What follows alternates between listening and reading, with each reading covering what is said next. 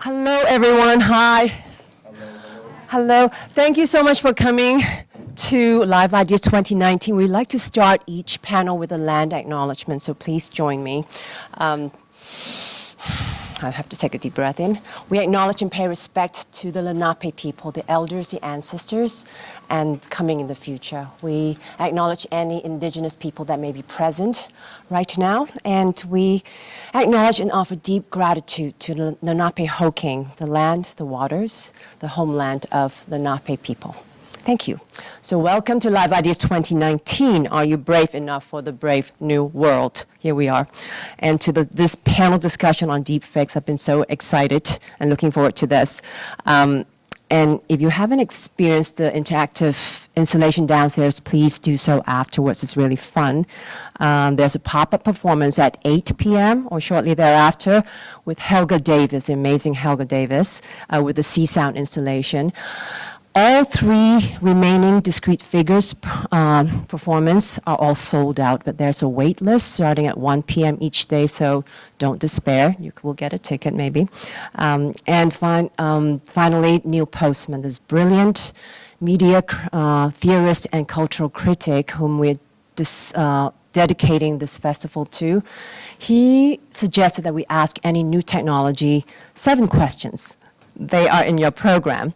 And I thought maybe we should start with these 3 that can segue into the panel discussion today. The first is, what is the problem to which the technology claims to be the solution? 2, whose problem is it? 3, what new problems will be created from solving this old one? And if you want to know more about Neil Postman, come and take the class on Sunday at 1:30. How to question technology, or what would Neil Postman say? Okay, so I would like to turn over to the panel. Our moderator tonight is Justin Hendrix, who is the Executive Director of NYC Media Lab.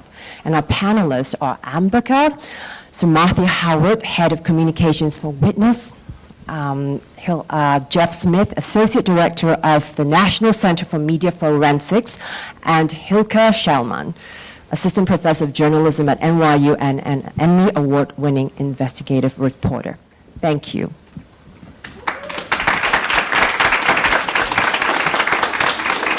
So thank you, Janet, and thank you all for coming tonight. I know that it's Friday night, so it's just the right time to spend a bit of time talking about, truth and democracy and media and journalism and whether we can get ourselves out of this mess we appear to be in. So we're going to have some fun tonight, hopefully talking through these issues with 3 people who are thinking about them from various different perspectives, and I think we're going to try to leave a good amount of time for your questions as well. So hopefully you'll begin to prepare those in your minds even as we have a bit of a moderated discussion to start. And so I think a couple of our guests here on stage have some multimedia that they're going to share to kind of set the stage, and in introducing themselves, they're going to run through that. So I think I'll start first with Jeff. And please tell us why you've come from Denver and what you're doing there. Oh, should I start with you? Let me start with you then. Okay. I will start with you. Your videos first, is that right? Okay. All right. So I'll let Ambika start. Please tell us what's going on with you at Witness, what you're getting up to there, and show us this bit of media. Sure. So Witness is a human rights organization. We were founded by Peter Gabriel about 27 years ago, right after the Rodney King trials happened. And we specifically use video and technology to help people around the world defend their human rights. So we're obviously very interested in the intersection of content moderation, platforms, deepfake, synthetic media, and how it affects our communities. So we can play a little bit from our organization.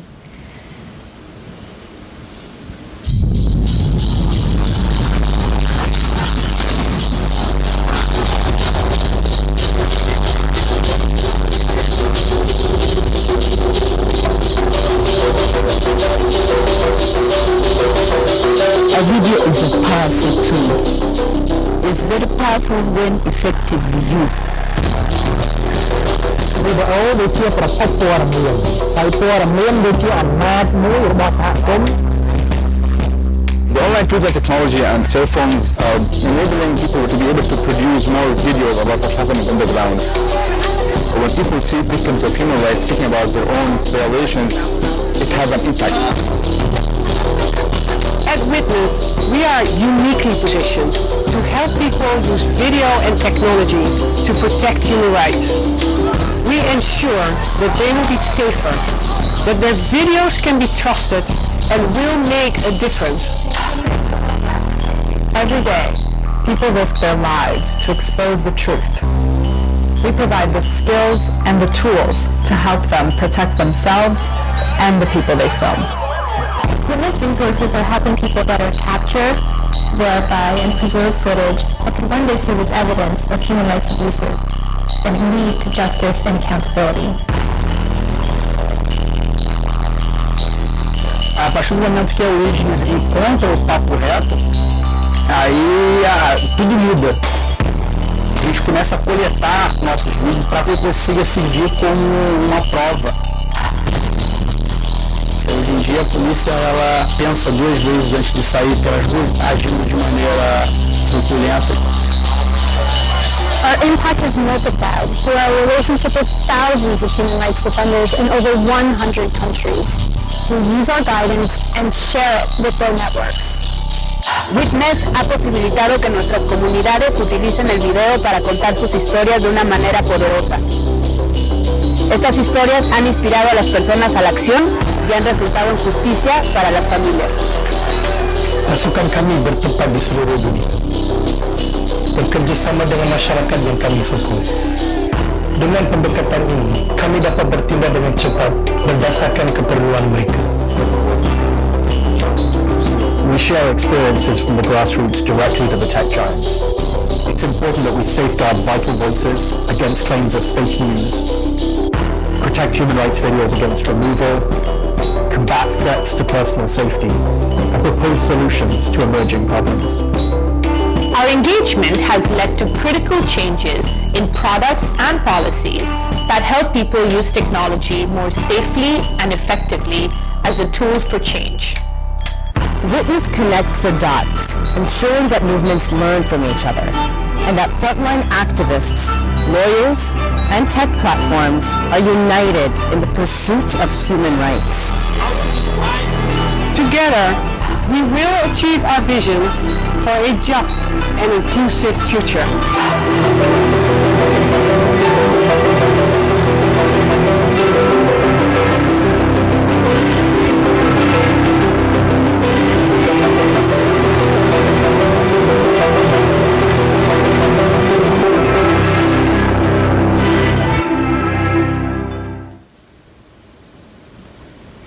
So I can talk a little bit more about our work, but I'll let Jeff show his video. Maybe we can talk about it together. Sure. Cool. Jeff. Hello. I'm from the University of Colorado, Denver, and we just saw a really good video about video being a powerful tool, right? So the space that I work in, I don't talk loud enough? The space that I work in is forensic multimedia. So we're working to detect fake videos, and we do that on behalf of law enforcement and training students in our master's program to work for law enforcement. And it's coming from a different side, which is a powerful tool to spread disinformation. And I'm a technologist. I am a computer scientist. And one piece of manipulated media that we'll talk about a little bit today, at least, are what are called deepfakes.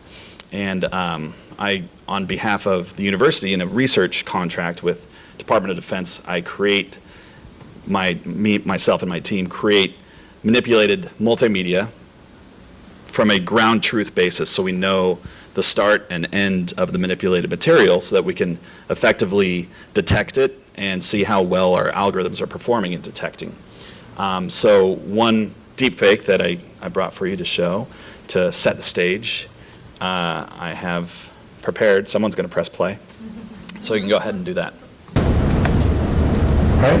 January, February, March, April, May, June, Real quick, July, pause. August. Sorry, pause.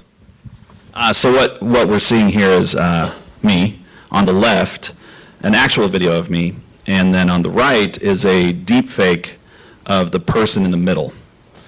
So I've effectively victimized the person's face in the middle to create a video of them saying something they didn't actually say on the right. So you can go ahead and press play again. September, October, November, December. And smile. Now look confused. Right, now scowl. And say the alphabet. A, B, C, D, E, F, G, H, I, J, K, L, M, N, O, P, Q, R, S, T, U, V, W, X, Y, and Z. So just to put that into a little bit more context, the process to accomplish this uses deep learning, artificial intelligence, and a computer did all of the hard work. I just merely used software code that's freely available on the internet, and I am not an artist by any means, and can create something very seamless and effectively make somebody say something that they didn't actually say. Hilke.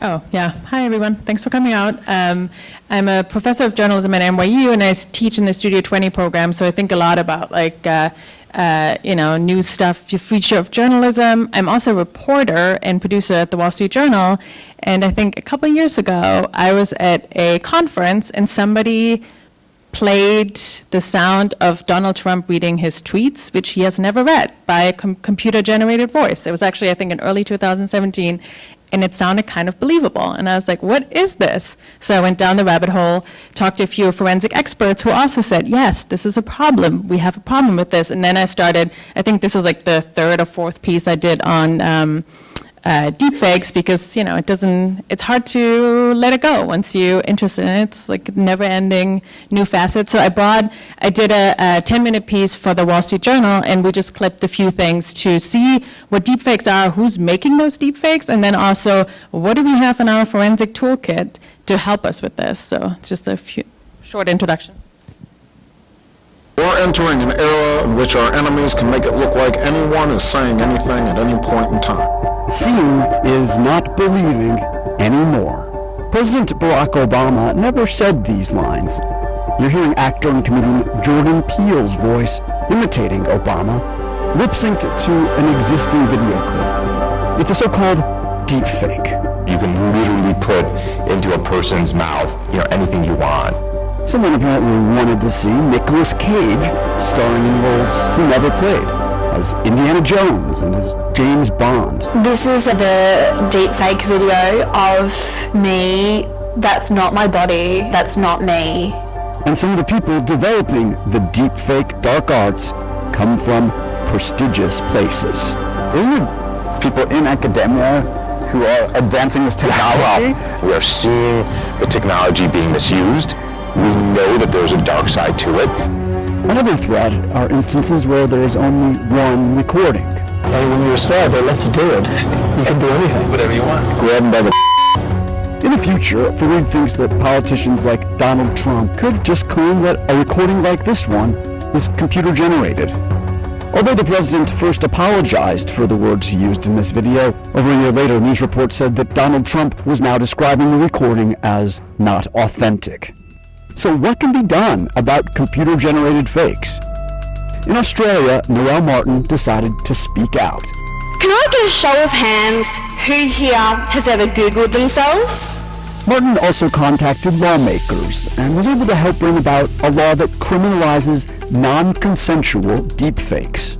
I stood with the Attorney General of New South Wales at the press conference when he announced the laws. I think I just got so emotional because while I didn't get the justice that I had been looking for, just him recognizing the harm that I had experienced was very healing.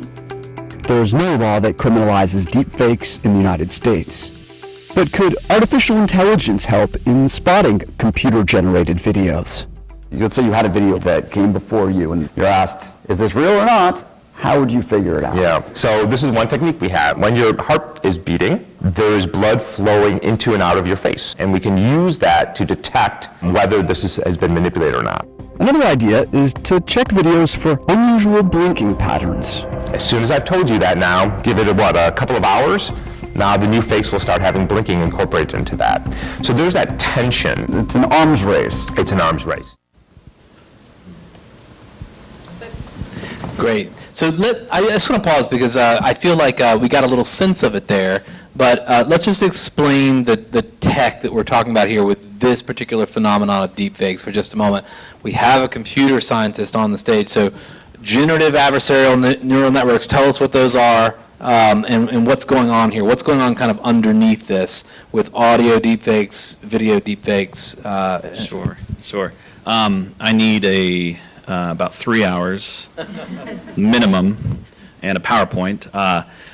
Basically, computers are capable of really amazing things, and in order to create a deepfake or to accomplish machine learning or artificial intelligence, basically construct a computer algorithm to repeat a process over and over and over and measure the output error, and then do it again, and do it millions of times.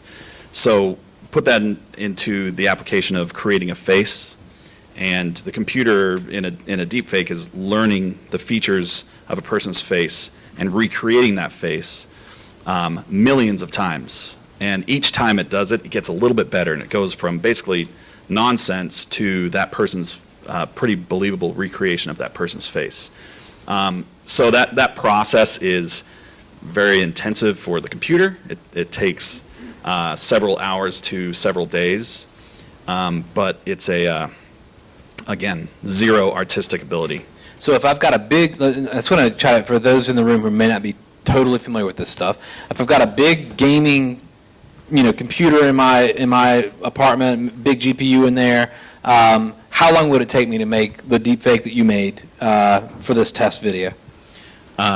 In terms of computer training time, about a week. Okay, so I am going to have to let the machine whir and whiz and burn up a lot of electricity in order to get to that point. Yeah. But essentially, it's going to break whatever training set you've given it into a bunch of frames, maybe millions of them. It's going to run them against a discriminator and kind of give me back ultimately this pretty cool version. Yep. Okay. Exactly. All right. So I think that's important to just as a baseline. This is still not something you can do with the press of a button, right? So deepfakes still require some technical ability, not enormous amount. I mean, any reasonably technically capable person who's willing to sit and watch a tutorial on how to do this and has a machine capable can do it. Yeah, and most people have a machine that's capable of doing it too. Right. I mean, you can do it without the extreme video card you mentioned, but most computers have a video card capable of doing it. The other thing to think about is the material that we're going to use to create a deepfake. And if we think about the deepfake that we showed or that we saw in Hilke's video, the constraints are such that it's going to be difficult for me to create a deepfake of you without you knowing it. Right. But if we can work together and I can take a video of you and then shoot a video of the other person in the same lighting environment, and then a couple weeks later, then we'll have a really good one. What if I volunteered to sit in front of a room of 30 people for roughly an hour in New York City under some lights? Could you use that artifact? Yeah. Okay. So I'm in trouble already. All right. I just wanted to pause on that for a moment. But we know Moore's Law being what it is.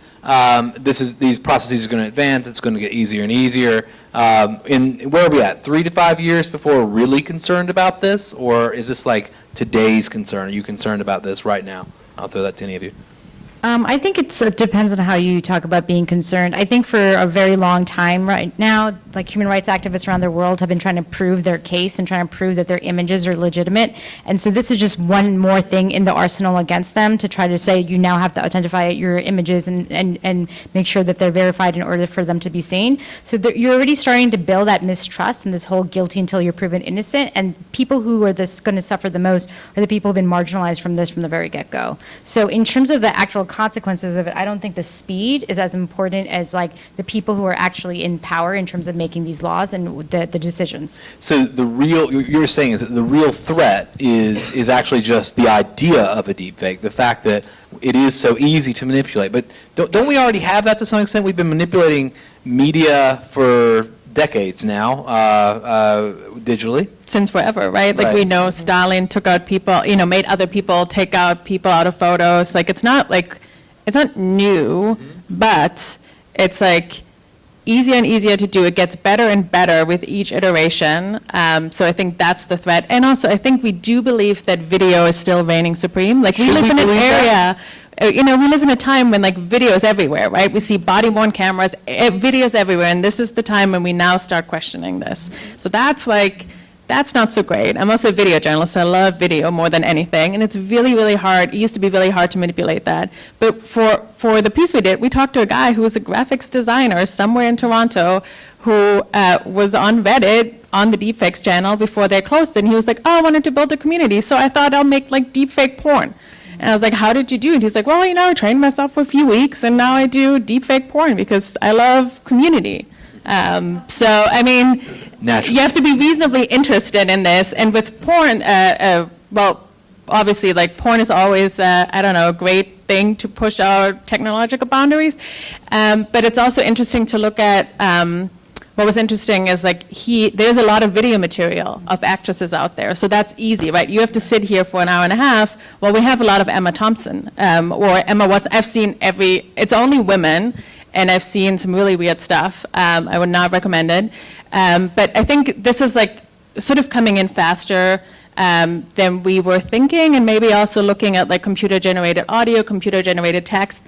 I'm a journalist. I'm very afraid like somebody is going to leak me documents that are computer-generated, and I cannot verify this with the FBI if these are actual documents from the FBI. So those are things that I'm also worried about on top of the video. Okay, so it's the pace. Yeah. I'll just add that 10 years ago, Photoshop was a big concern, and photoshopping images is something that is a lot more mainstream now. It's not that surprising, but up until this technology, taking a video from the internet and removing somebody or adding an eagle.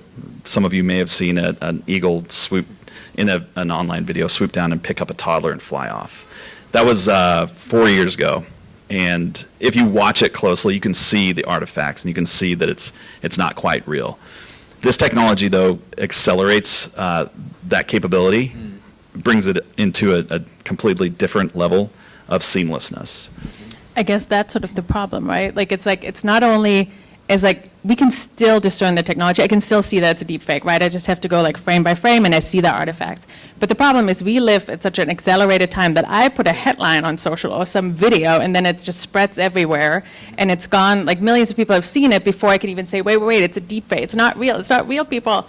Yeah. That is sort of the problem, right? Like people don't really check what they're sharing. Right, I mean, it's the same thing. I just don't think that it needs to be that good for people to really like just succumb to it and think that it's real. I mean, we had our editor use the new Adobe autofill, which is very much like what was happening in Photoshop, which enabled you to delete people out of a frame. And we had him delete somebody that our team was interviewing, as well as all the background mountains, which are generally used for encryption so that people can identify a place. It took him about 3 hours to do it. It's not great. It doesn't look fantastic, but it's completely believable. So if we share that video anywhere, it would easily pass. And especially because we're sharing so much on social, sharing so much on low resolution, it's really about the pace in which this stuff is spreading. It's not the images that are really the problem, it's the spread of the images and the spread of the lies that are really the issue. So that's a good place for us to transition, because I feel like that, I was talking to a journalist the other day who was saying, we were talking about the images coming out of Venezuela this week, and last week, there have been some horrible ones of tanks running over people and, strife in the streets. And, one of the things he was saying is, we're seeing this now through, these small boxes often filmed on a cell phone. We don't know the broader context. They're raw images, raw intelligence essentially fed out of there. And he was sort of saying, think back to Vietnam. Often we were shooting on, was it 60 millimeter film back then?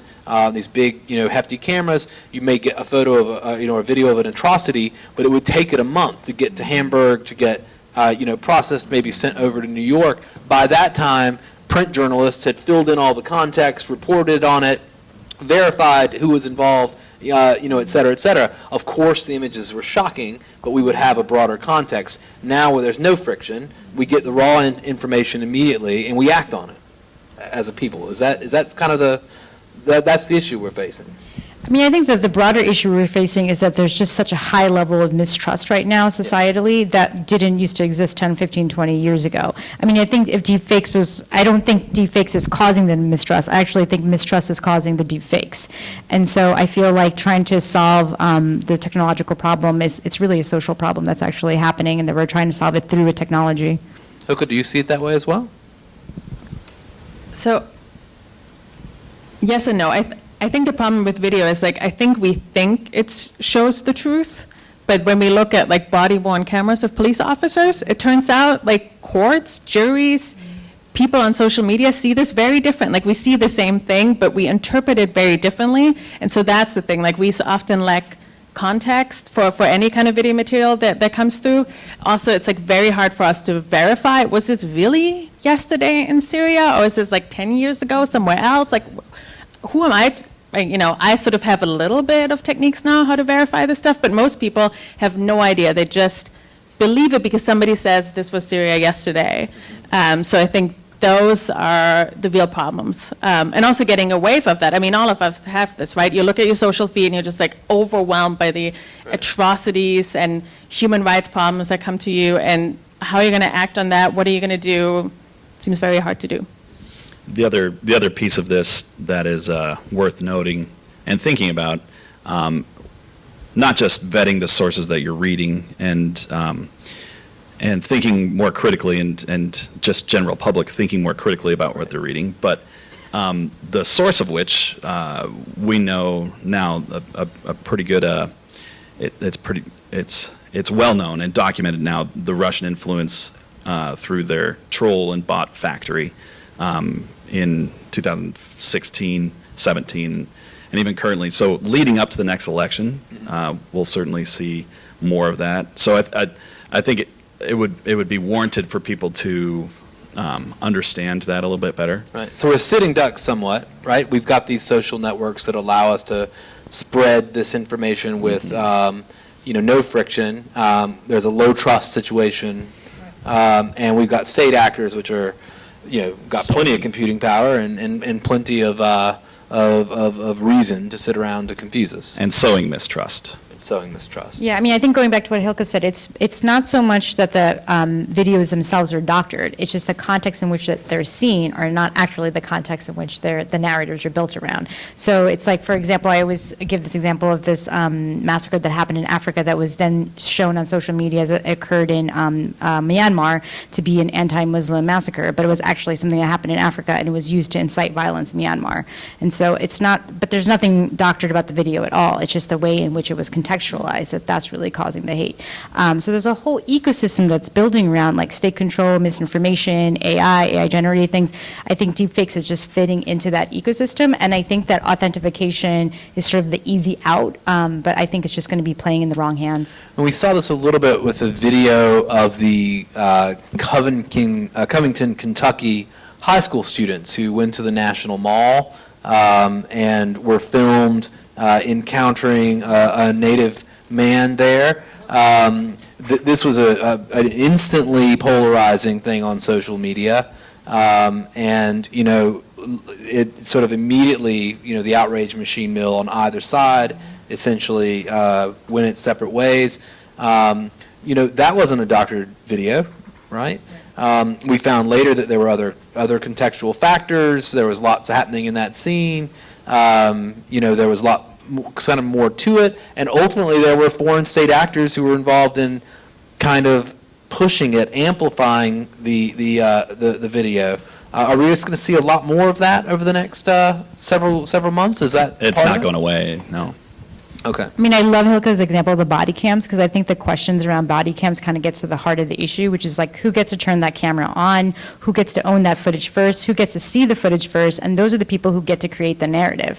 And I think that that essentially is the exact problems that we're facing across this entire ecosystem around mistrust. But like trust is so, like, or mistrust is such a problematic thing, right? If I just sow a little bit of mistrust and disbelief with like deepfakes and other things, you will start not trusting anything. Right. And that's sort of the problem, and like all these different actors can jump on and use that to their advantage. I think also with deepfakes, what happens is like the other side becomes sort of true to what we see with the Access Hollywood tape. I did not make this up. Donald Trump did come out afterwards. First he apologized for the Access Hollywood, and then in some sort of offhanded remark, he started saying, "Oh, that wasn't me. That was doctored." So you can sort of see like the idea of like, well, if anything can be fake, I can just say it wasn't me. So, and that's like, as investigative journalist, I'm sort of concerned about this because if we only have one video feed like we have here, like if the president gives a speech in the Rose Garden, there are 20 cameras, I can easily fact check that with an algorithm that this is being said on 10 different channels, no problem, I can verify that. But if there's only one undercover video, and somebody said, well, that wasn't me, that was doctor, wasn't me, that's going to really get complicated. And I think that's what people who see themselves in an unflattering light will just try to push that out. To put on my forensics hat, I would like to reassure you all that if we had access to the Access Hollywood tape, we would be able to verify its veracity, whether or not it is doctored. So that's a good thing, but the real problem that you brought up earlier with disinformation spreading via social media is the reaction time. So usually if the forensics folks, we get it some days afterwards, hours at least, and then we need some time to analyze it, get the proper evidence, get some accurate form of that. And so we're talking, a few days. Which in social media terms is quite literally an eternity, right? Yeah. So let's just spend a minute or two on the remedies to that problem. What are the remedies to the spread of this type of malicious, you use the word victimized, content on social media at the moment? So I think the blinking is stale, right? The blinking is like 5 months ago. That has already been incorporated. So I mean, there's always like a new forensic technique, and then we see, I think there is a little bit of cat of mouse game, right? Like somebody comes out with like, oh, I can fact check it this way, and then a few months, weeks later, somebody, the next computer scientist or computer hacker, will have incorporated that in their deepfakes. Oh, blinking, even like some of the deeper skin analysis with like the heartbeat flow, that can probably easily be manipulated. Shadows, some of the warping, light gradations, all of that stuff's being addressed. Yeah, it all goes back to the quality of the deepfake with some of these detection techniques. So the better the deepfake, if the face underlying has this pulse to it on this very, very minuscule level of color differences, the deepfake is going to have that as well. So there's some theoreticals, but we're actually pretty good at detecting them. And I think Witness came about it through the authentication angle. So we actually worked with the Guardian Project and created something called Proof Mode, which is an app you can download on your phone so that you can actually put metadata into your phones, and that's something that we train journalists on, we train human rights activists. The problem with some of that is some people don't feel safe being like having all their metadata and all their security and privacy open, but other people want to be seen, so it sort of depends on where you are in that range. But there's things like Proof Mode and TruePics that you can actually get all the metadata on your photos so that if they are discovered and you want to use them in a court, you can actually find all the information there on them. So let's talk about it. So let me ask this question slightly differently maybe. One would be more ideas of technological remedies.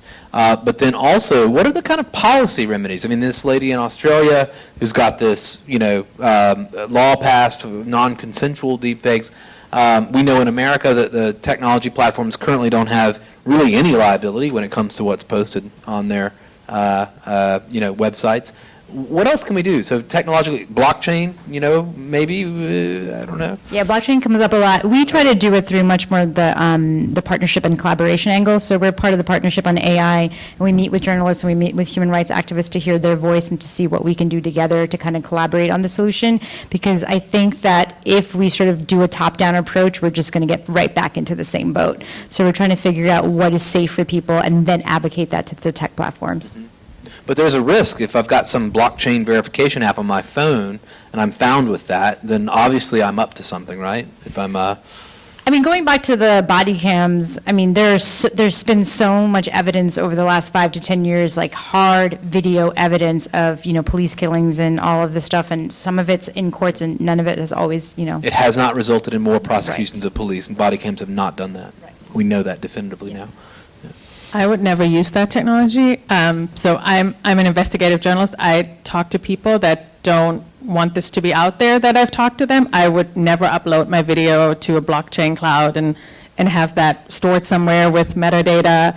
I would not, I would be very unsure about like who was hacking this. So a lot of journalists feel very uneasy about that. Could you explain what blockchain is?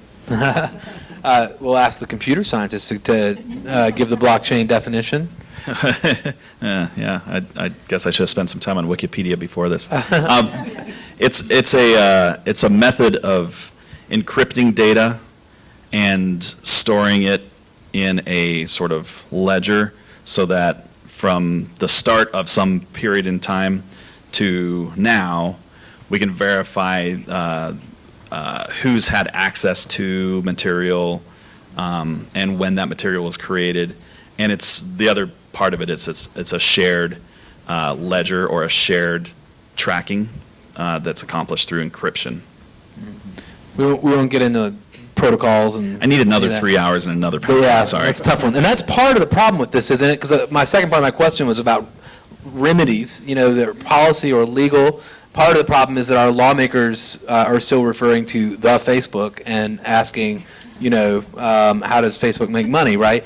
What could we do? What can we do? What laws do we need? What changes to regulations? What do we need? I'll just add briefly before. I'm not going to give any sort of legislative recommendations, but I will say that the platforms. They have to work harder to vet the material that's being posted and somehow track false media. Now, the problem is most material that's uploaded is false in some way because you take a photo on your phone and use Instagram to upload it, and you're creating false coloring and so forth. So, I think that's probably the best solution is social media to police themselves, or us to police social media. I should put it that way. Okay.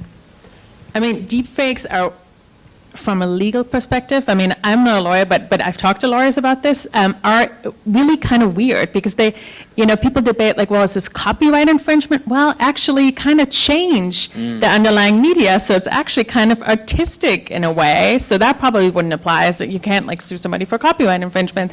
And so we also have a First Amendment, you can do artistic expression, and people have argued, well, it kind of falls under that. Maybe slander you could claim in court, but we really haven't seen much in the United States. If I make a deepfake that's clearly pillorying Donald Trump, right? That's fair use. I should be able to do that, right? As under my First Amendment rights. You could totally argue that and say, like, I'm an artist. I made this beautiful. I morphed these two people together, and that's what I did. And I'm an artist, and that's what I'll keep doing. So I think what Noelle Martin did in Australia. So she. We really try to see this not just like as like, oh my God, AI, computers, deepfakes, how fun. I was like, well, does this really have, like, are there victims here? I do think that maybe Emma Watson might not feel so great seeing herself in like her head on porn actresses. But Noelle Martin, like, she's a civilian. She was in college, and somebody started with photos of her, explicit photos that were doctored, and then they started to have porn video deepfakes of her that were on some porn sites, and she really, like, I mean, she obviously was suffering through this through years, and then started talking to lawmakers and found out there was no law in Australia, and just like went through the ranks and got it, passed in the different states. Now it's a law in the whole country. The problem is, it happened before the law was passed, her case, but also, as often with like crime on the internet, if the servers are outside of Australian territory, who are you gonna hold criminally liable? That is often the case. So, I mean, that does bring us back to the platforms, though, right? Do they bear any responsibility? I mean, I would just go out and say that I think that there is some onus on journalists to be ethical and obviously support the mission of journalism and to really support the principles behind it. But I also think that in today's day, there's a lot of onus on consumers to be really, really cognizant about how they follow media, who they trust, and how they verify. I don't know how many people check sources. I don't know how many people, when they read a story, go through and find multiple quotes from that same story. But I think that there is this feeling that I have that if you saw a trusted piece of information from our organization, there's a good segment of the population that wouldn't believe it no matter what. And if I saw a trusted piece of something from Fox News, perhaps, there would be no part of me that would ever believe it. And so I think there's a lot about just the relationships we have with different publications and how we are sort of polarized in our thought process. And I'm not sure how much any of these platforms regulations is really going to change that. I think it's also a real significant breakdown in terms of how we actually view facts and how we view the narrative that's coming from power dynamics. Mm-hmm. So in a way, deepfakes is it's just sort of hitting us at a moment where we're terribly vulnerable already, right? And I do think that, like, look, I'm a journalist. I work for a publication where we fact check everything and we think about facts, and we have the legal responsibility to only put factual things in the paper or on our online app and everything in our videos. And if we get, we can get sued for us. So there is like a lot of care around facts and truth. And I wish the platforms had more of that and wouldn't have, could just get out of jail free. They all have a jail free card. Well, let's talk about that for a second. So how many of you have heard of Section 230 of the Communications Decency Act? Okay. Hilke, you want to tell them a little bit about Section 230? Sure. So it basically is, I call it the jail-free card for platforms because the content that they distribute and gets posted there, they're not legally responsible. Whereas news organizations are legally responsible for what they put in their apps and wherever. So that's basically the thing. There's no enforcement. You can post whatever you want. On Facebook, that is in the United States. What a lot of platforms sort of don't tell the consumers in the US is, I'm from Germany. It's a little different in Germany. Like, you can't say glorifying thing about Nazis on Facebook. And actually, Facebook does get fined in Germany, and they have mechanisms to take that stuff down because otherwise they will face millions of euros in fines. So they have a whole section of people who just monitor the German Facebook for this kind of content. So we see these different countries have different regulation around that. But in the US, there really isn't really any regulation on that. In Germany, when they do that, how are the algorithms built out? Like, how do they detect that? Or is it human content moderation? There's still humans at the end of it. I mean, I think it's often users who flag it. I'm sure they have some algorithms who look for, like, I'm sure anything Adolf Hitler comes up, somebody checks it. But we know from, like, sentiment analysis where algorithms check your comments online and see, is this negative or positive?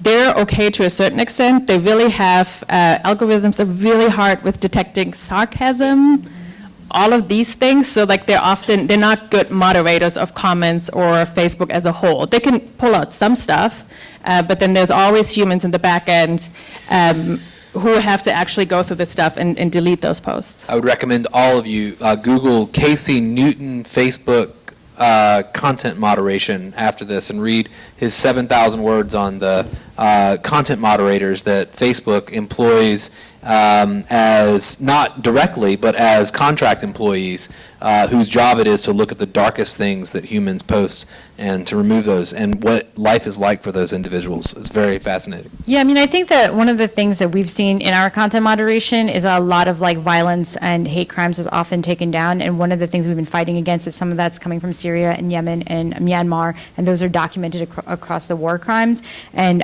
there is no other place that those crimes are documented. So we've actually been really fighting to figure out how the algorithms and the machine learning is actually being built, because at the end of the day, it is humans, but all the training data is coming from, and how are they, how are they managing this whole process?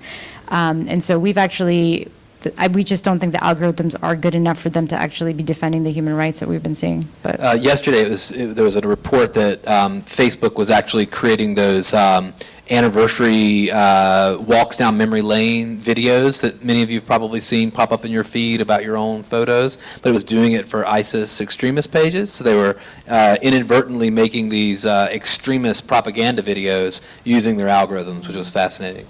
Wow. I want to turn it to your questions out there in just a moment. And I don't know if we have a microphone for them or how that's going to work, but if there is one, maybe we'll prepare it. But I just want to ask you all, look, this is a hard topic, right? And there's a sort of sense of, it's a much bigger issue, so there's nothing much we can do to really solve the human trust problem unless we're able to address some much broader dynamics. And the technology is out of the bag. And even though we'll build great forensics, in some cases will still take us days to determine the veracity or prominence of a piece of content. And even the best journalists can get faked by this stuff and fall victim to it. Optimistic, pessimistic, long run? Are we going to get through this? I feel optimistic, but I always feel optimistic, so that's just how I sort of view these things. But I think we're pretty ahead of the curve on this one, and I think we're at a time where we can actually make different decisions about how we respond, and making decisions about the process and making different decisions about how we interact with this phenomena is going to be a real good precedent for the future. So I think that if we start including different voices and starting making much more concerted efforts to reach out to journalists and using independent media and reach out to human rights activists and people who may not usually be involved in this conversation, I think we're going to make much more effective regulation. I mean, nobody knew, 10, 15, 20 years ago, social media was going to be the journalism of today. And I think we're all still trying to catch up to that. And I think that the seed that's happening now with synthetic media, if we're able to start being inclusive about how we respond to the platforms and to journalists, I think we could really make some significant change. But all the while imagining, the Neil Postman quote was relevant, right? That there may be victims to these technologies we're building. Right now their blood's being shed, right, in different parts of the world as a result of these things. Yes, I mean, I think that there's still people and there's still a lot of activism being done that's still, we were able to get those videos back onto Facebook. We were able to help with Syrian archives, and we are able to still advocate for that, and that's something. And I think we're going to continue to be able to do this work, and I suspect that platforms will start to listen, and that we're going to see more changes and more regulations and more things like that. So that's how I feel. I am pessimistic. No, I'm optimistic as well. But look, the propaganda machine has been around a long, long time. Disinformation has been around a long, long time. Fabricating material and information lies has been around a long, long time. Technologically, I am not that concerned, but the broader picture, the decline of democracy on a global scale, the broader issues on that, in that domain, I'm much more pessimistic about that. Really? I feel the opposite. Good. I feel like it's going to get so bad that hopefully we'll all wake up and start I want verified journalism now. I don't want to just read everything that's on Twitter and take that at face value. I would like to see verified journalism, and I think there's actually sort of a new breed of journalism where we think a lot about radical transparency and show people how we do our work and who we talk to and what comes out of these interviews and what paths we went down to just build trust that way. Because if I open up my process and I say look, this is the hypothesis I had at the beginning. These are the people I talked to. This came out of this. And then I talked to this other stakeholder, and then I rethought this, and at the end, I believe these are the facts. The hope is that people will gravitate towards that instead of like fast headlines, but it maybe has to get a little worse before we get to that. So that idea of reproducibility almost, it's the scientific method to some extent that you're sort of describing. Yeah, right? It's like radical transparency and also using almost like social media verification methods to uncover propaganda. To look at like, well, how did this come about? It's not me, but there's a wonderful New York Times journalist, Malachy Brown, who does these social media verification videos, right, where he looks at like, oh, like Putin says there wasn't an airstrike in Syria. Well, let's look at the evidence, and let's look at like, this is the video. Is this the right background? We'll have to get better at that now that we have the Adobe fill-in, because we can fill in every background in every video now. So that's going to be another problem that we'll have to work with. But I think radical transparency is sort of one answer, and hopefully people will start gravitating towards that again, and hopefully pay journalists again to do their work. Yeah. So figuring out how to capitalize the search for facts may require us all to maybe reacquaint ourselves with the idea of paying for them. Okay, let's go to the questions in the audience. I've got a microphone right here. First of all, I wanted to say thank you, Justin, and everyone on the panel for fighting the good fight. I think it's a really fascinating and very topical discussion. You mentioned that this has been around, disinformation and propaganda have been around a long time. However, we really haven't talked about this in the context of AI. And to your point, radical transparency is also great, but then the fact that powerhouses like Condé Nast are on an acquisition spree primarily to be able to sell advertisers agglomerated data so that they can then sell to their advertisers is seen as a huge boon. So in fact, they are able to even further customize the content that they deliver. And how do they customize it? Through AI.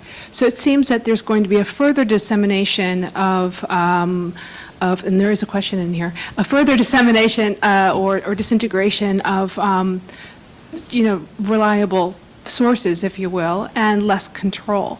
So if you add AI into this, what then is your picture of the ability to both control Pandora's box? It's a really good question. Two connections I just want to make quickly. What does our own personal data and maybe data privacy and regulation have to do with this? And then when you bring in AI, are we going to imagine deepfakes animated by AI that may be able to respond in real time? They'll be very difficult to deal with, I assume. Any comments there? One thing that we didn't talk about is the whole bot technology and using computers to inflate Twitter retweets on a post that then gives that more presence and people are gravitated toward that, and that is fake information. So AI like this I guess bringing it back to the type of AI you're talking about, using consumer or social media user account data or preferences to push advertising toward them. It also helps push disinformation towards people who are looking for that type of information. So that is something that we saw that was used in the Russian election intervention, and we'll continue to see.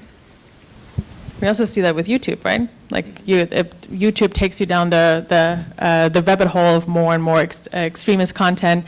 But I think there's something that you say that sort of if news organizations start tracking their own users and selling that data to make money from advertisers, it seems like it's sort of a conflict of interest there that we're building with like radical transparency. So I believe like a subscriber model that a lot of news organizations have been gravitating towards is actually probably the model of the future, where we don't have to spy on our own users to sell that against ads, which frankly news organizations don't make much money anymore from it anyway. So it's like a question like, why are we going after that, because clearly social media has quantified all of us much better than news organization ever will, so they get that money, because I can like target you and you and you with my things, so that's a much better way. But I think you're also talking about something, I think AI, once we have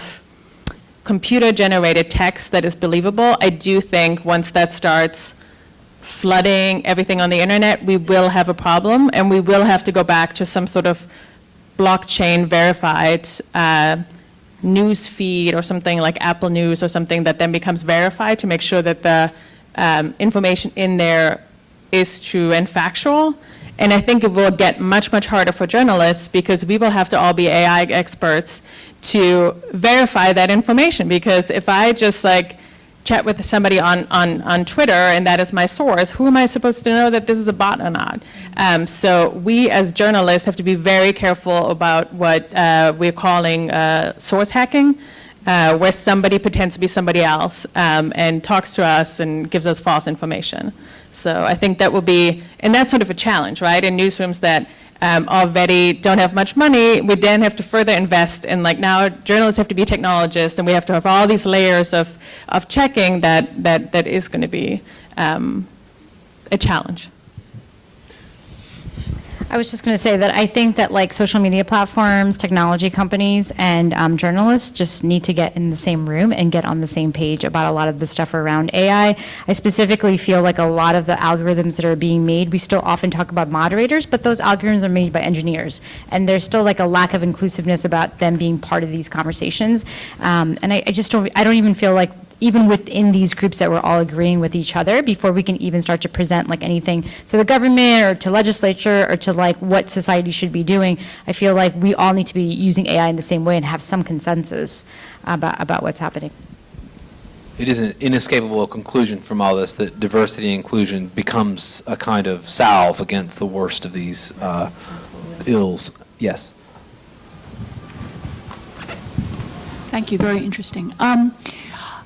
I guess I, first of all, want to resist your suggestion that mistrust is what's underlying all of this. I think, in fact, it's technology and the money. I mean, the technology companies have been planning for decades to actually build these things, because if you could actually fake or, create video that suggested a, actor was performing when the actor wasn't performing, you could save production costs, which are very, very high. So I would wonder not only about putting the burden on platforms, but putting the burden on the people who actually created, the companies that have created the software and create, the same way, they're, from very early video, analog, all kinds of channels. Why not, instead of, I agree with you in bringing all these different communities together, but why not create sort of different kinds of new kinds of watermarks, which actually, the different, there's a kind of handoff of these things in between, but there has to be an agreement, you know what I mean? So that the platforms, the original editing or video material includes a watermark that then can be passed off to the platforms, and they can also validate, you know what I mean? If that makes sense. So each handoff, so there's agreement? Yeah. That's one question.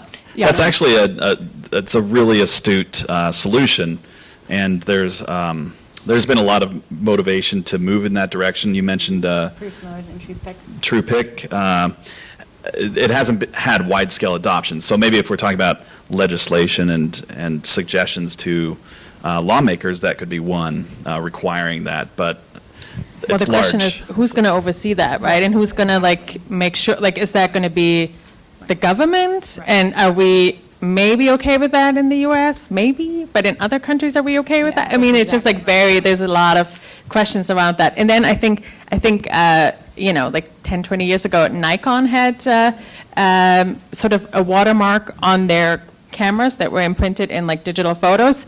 That did get hacked. So that's another problem, right? If anyone can break into the system and change it, then we actually think there's a watermark. We believe it is authentic, but the authenticity has been breached.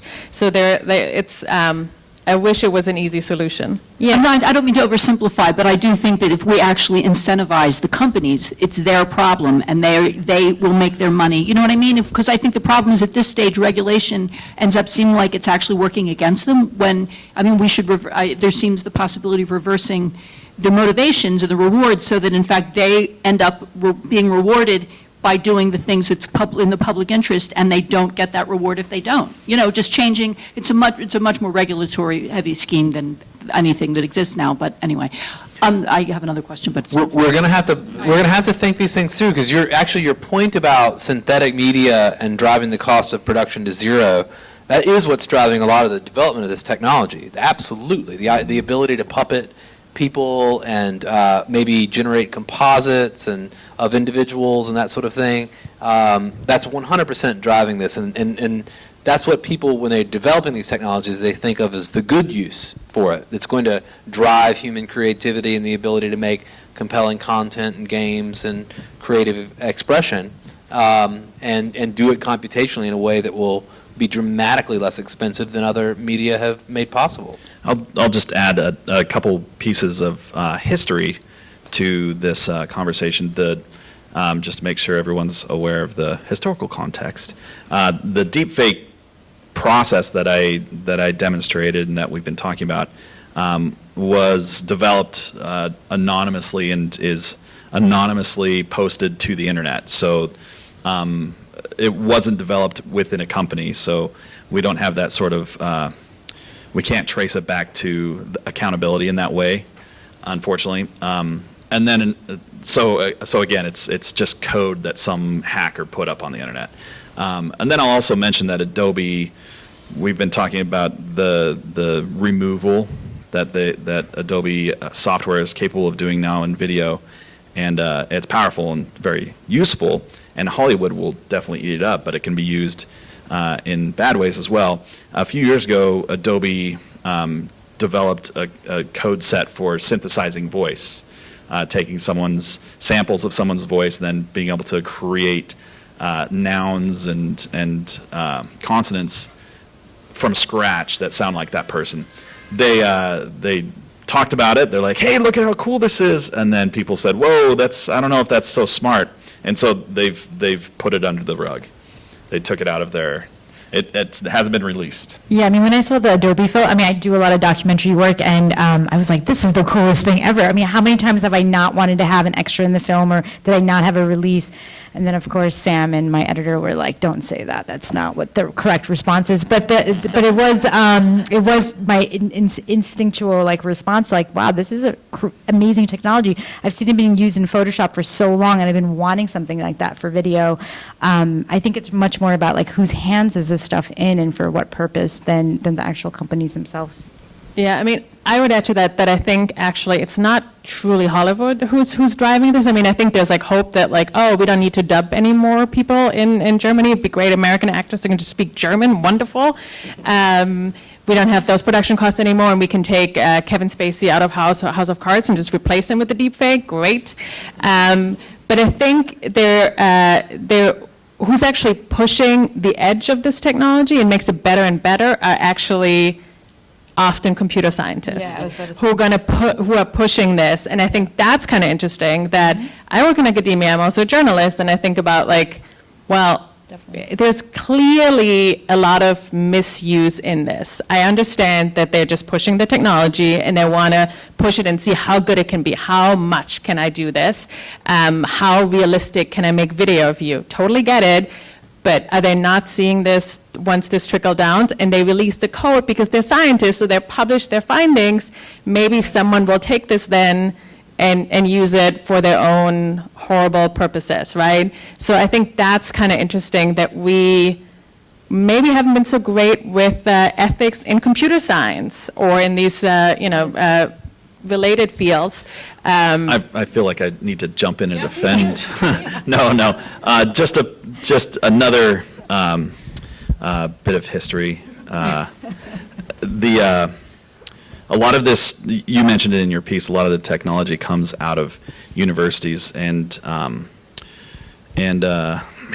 said I was going to defend us, and I can't remember my thought that I was going to say, so I guess it's indefensible. Yeah. Also, I'll come back to it. Also, being in the university ecosystem, I can just say that we had an interesting debate on the same topic with a couple of different folks. One of the people on the panel was Ken Perlin, who's a computer graphics researcher down here at NYU, who developed a thing called Perlin noise, which is a way of generating randomness at the pixel level, which is really good for shaders and graphics and all that nonsense.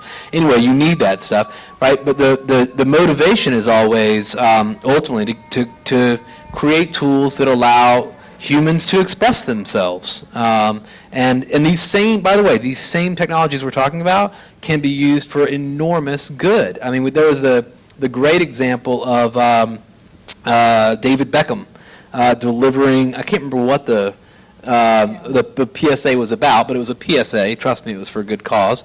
And using deepfake methodology, they created instantly sort of 18 translations of David Beckham saying the same PSA, but with a perfect fidelity to the motions of his mouth. So that it was speeding up a process that would have otherwise taken quite a long time. And used AI to make the translation, I'm sure, as well. Probably in some way. So I mean, that was a clever, to maybe I've tried to defend, the work to some extent, but it is one. There are good uses of these technologies that we can discuss as well. I remember how I was going to defend us, and actually bring it back Give it a to. shot. Okay, I'll try, and bring it back to Julie, the opening comment. When evaluating new technology, what is the problem that's being solved? Right.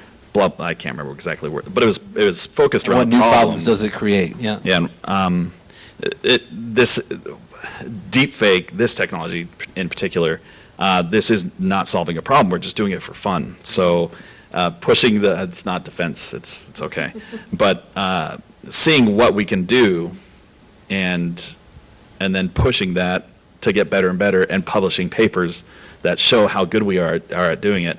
That's the only motivation from the academic side, and you realize that. But it is interesting that this has no problem that's being solved. It's an optimization, efficiency, use of the computational method. That's really it. Yeah, and a lot of times in this realm, when these things are developed and new techniques, new algorithms are developed, we can't foresee how they'll be used. Right. But it's the creation of them that allows for that. So we can't predict the future. Okay. Last question, I think, down here. Or how much time have I got? I have no idea. 14 minutes. We've got time for more than one. Let's go here, and then we'll go back to the lady there. Cool. I'll try to keep it brief. I'm actually curious if you guys could talk a little bit more about the legislative side and just the Section 230, right? I worked in journalism for a long time. I know what that is. It's probably the main reason that journalism is dying, right? Because it enabled social media to sort of eat its lunch. So, and it was, not a throw-in, but sort of an unintended consequence of the much bigger Communications Decency Act, right? Which was more of an attempt to clamp down on speech. So crazy things happen all the time in legislation, right? This is one where the cat is probably out of the bag and there's nothing you can do about it. But imagine you had to try. What would you do? Would you repeal it? Would you make new laws that tried to pull some of this back? What are those solutions? Cut the cat's head off. Well, do you want to take this one? I think we're sort of getting into a place where we're going to start having legislation that is coming from both a human rights perspective, a diversity perspective. I know that Wired just did this article yesterday where they had 4 human rights activists who were talking to Facebook directly about sort of what they were going through and those inputs about what they could do. I think the platforms are feeling the pressure and they know they have to do something, and I think it's going to be put into law. The question is, what is that going to be? And I think shaping that law itself, I think it's inevitable, but I think there's a lot of questions on how is this actually, what are the, it's the social media platforms it's a very hard world to navigate and maneuver in terms of blame. And I remember recently saying to someone well, the algorithms aren't working, and they're like, well, what are we going to replace them with? Because we obviously have to take down some content. And I think that discussion is just starting to happen now. I do think it's starting to happen with the right people, but we're not yet at the place where I think we have the final answers. I think we're at the place where we know who should be the people in the room making those changes. And it is also quite complicated because the platforms are really platforms. They're not content creators, really. I mean, maybe a little minuscule. Facebook makes these videos, right?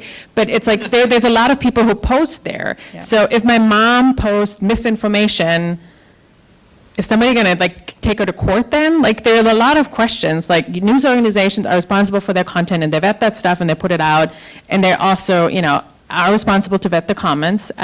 But these platforms aren't 100% news organizations, and other people post there. So are they responsible? Like how are we going to uncover that? I think there are a lot of questions, and it is unfortunate that the cat is out of the bag. Yeah, and I mean, I was talking to you guys about this back there, but I think that there's also this feeling, and I think it's a very American and Western perspective, where it's just like the social media platforms suck, and like they need to just be abolished. But the reality is, like in so many other places of the world, where like people are seeing the truth, and it's actually like state-run media that's the alternative, which is definitely like hate-inspired and hate-induced. So there's got to be another way, and I think there's a lot of like bright light with what social media has done to most of the world, especially in terms of journalism. And so the question is like mitigating some of the consequences of this.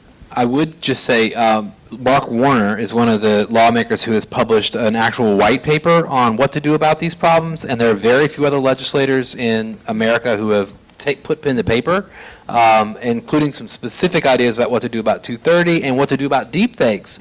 But there are others. Marco Rubio, for some reason, is very interested in deepfakes. Adam Schiff, there are many others. So they've begun to say things, but very few have put pen to paper.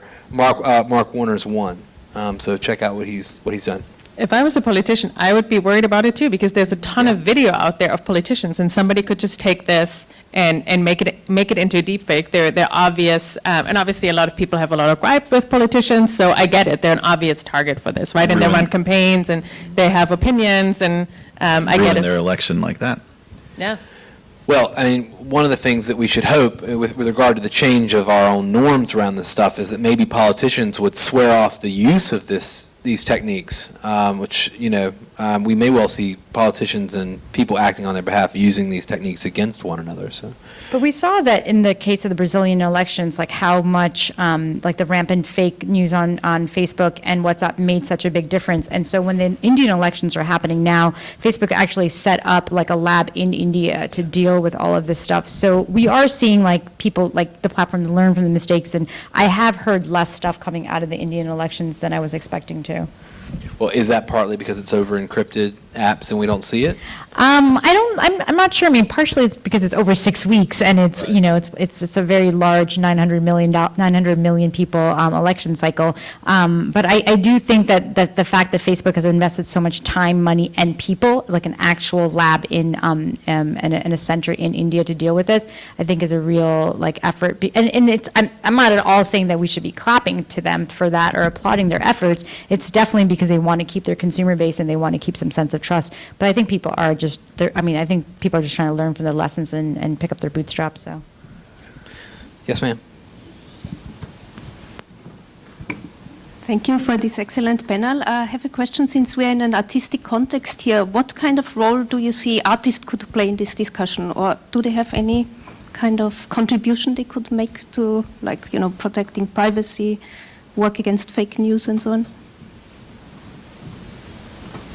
I mean, I think the stuff that Jeff just showed earlier in the panel was really cool, and I'd love to see like more. I think that if deepfakes was a little bit more common in like in artistic media and like mainstream media and Hollywood stuff, like in a very open sort of like if people were using it as examples and people kind of just played with it just as much as like Facebook and Twitter have become like real prominent characters, and text messaging and dating, online dating has become a really big part of like Hollywood scripts and it would be great to see this stuff be part of those scripts, because then people just know that it's always happening, and then they react to media differently.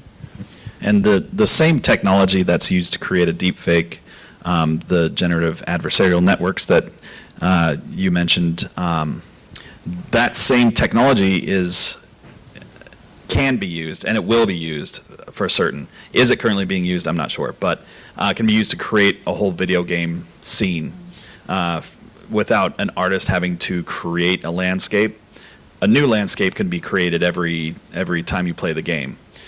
So there's a lot of really, really good artistic uses of artificial intelligence. There's a company that came out of NYC Media Lab, one of our incubator programs called GeoPipe, that does just that. They automatically generate 3D models of cities, and one of the technologies they use is GANs. So, you know, it's again, there are many positive uses of these technologies that will have, ramifications that we can't imagine at the moment. So I, like you, can't come down on blaming the tech. I have to start someplace else. But I'll just add one thing to the AI. I think the role of artists is to make sure you're challenging our public understanding of artificial intelligence and its use. Yeah. And I see a lot of, and I think New York is a hotbed for this, by the way, the intersection of AI and art. It's happening here. And there was an amazing event down at the New Museum a couple of weeks ago that was on that subject, and that was really the kind of rallying cry was, we will need artists to help us think about what AI means and what our relationship to it should be. So that to me is their job.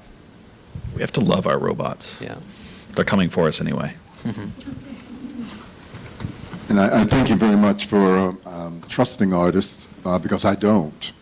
And I've been on the stump lately about this question. Artists, and it sounds really good. Artists should be the freest persons of the society. They should be thumbing their nose at all received wisdom. They should be sometimes running naked.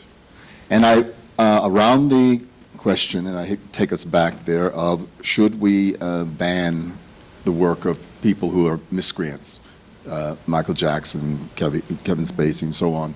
And I have said publicly that I think we have got to separate the artist's work from the artist. What that means is, and I go on to say, artists should be scary. They should be dangerous. Artists, they don't operate only to make sure the world is a better place. Artists are kind of trying to plumb those most frightening depths of human experience, and sometimes it is not pretty. If you really think about the violence being done to women's bodies in Picasso's early works, beautiful, but look what that was, and know what we know. So I appreciate your respect for artists, but they're not saviors. There's something else, and I'm an artist, and this place is dedicated to that, but we need respect for the thing that art does. It is not your pet. When it's good, it should scare you. Good point. Thank you. Do we have, well, I'll take one last question, I suppose, from the room. Robin, anybody? One more from here, and then we'll call it a night. I don't want to be greedy, but if there's time. Can you all talk more about the fact, the whole issue, is there nothing really in the American Legal Code about truth? I mean, there's nothing, is there really no line anywhere, about any expectation or demand about truthfulness? I think there is for I believe there is for journalists. Yeah, for journalism, journalists absolutely get sued for sure for breaching any fact codes. There are rules about truth in certain contexts, but it's about what's liability really. When are you liable for not telling the truth? And there aren't very many places outside of certain circumstances where we have said you cannot be a news organization and create public safety issues by printing things that are untrue, or you cannot lie in a court of law, or you cannot lie in certain other circumstances where you're under oath. There are very few other places where there's liability for telling the Yeah, I mean, and the reality is we've all been in situations where we're with somebody where we see something and we have an experience of it, and the other person has a very different experience of that same conversation or that same situation. And so the idea of multiple truths, multiple narratives, and who owns that reality and what is reality, I think is something that's like, we could talk about it for a very long time. We're in the middle of a measles outbreak. Yeah. Yeah. I mean, I guess also, I'm not a lawyer, but I do think there are also different cultural ideas around this. So, there is a very strong First Amendment protection in the United States, and people love this, that they can express their opinions, and they might not be factually correct, but they still are allowed to express those opinions. Whereas in other countries, especially in Western Europe, like there is more like slander, libel. Like you have to be way more careful. Like people can sue you for selling your good name, whatever that might mean. But they have much stronger protections in that regard, or privacy protections. Whereas the United States, you can push it further than in most other countries. As a private person. Someone yesterday, or day before yesterday, said that what we do about the First Amendment may be one of the biggest, problems that we're going to face over the next few years. And I can't remember who it was, but it was a good piece in something that I read. Maybe if I can figure that out, I'll tweet it out later. But I think we've reached the end of our time. I know I've enjoyed this discussion. I've enjoyed your questions and comments as well. I want to thank these panelists very much. Thank you.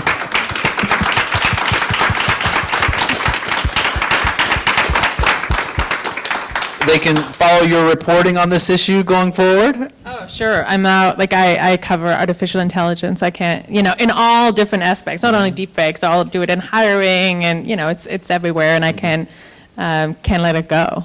And they can follow your work how? Google, University of Colorado, National Center for Media Forensics. Google Scholar Citations will follow you directly. Yeah. And Ambika. And you can follow us on Twitter or on our website, and we're actually releasing a report at the end of the month on authenticity. It's a very long report, but I'm hoping to have a lot of videos that go along with it for people who are more video people like me. And that follows up the white paper you did on deepfakes. So if anybody wants to really go deep on deepfakes over the weekend, witness.org. You can check those out there. So thank you all very much. Have a good night. Thank you.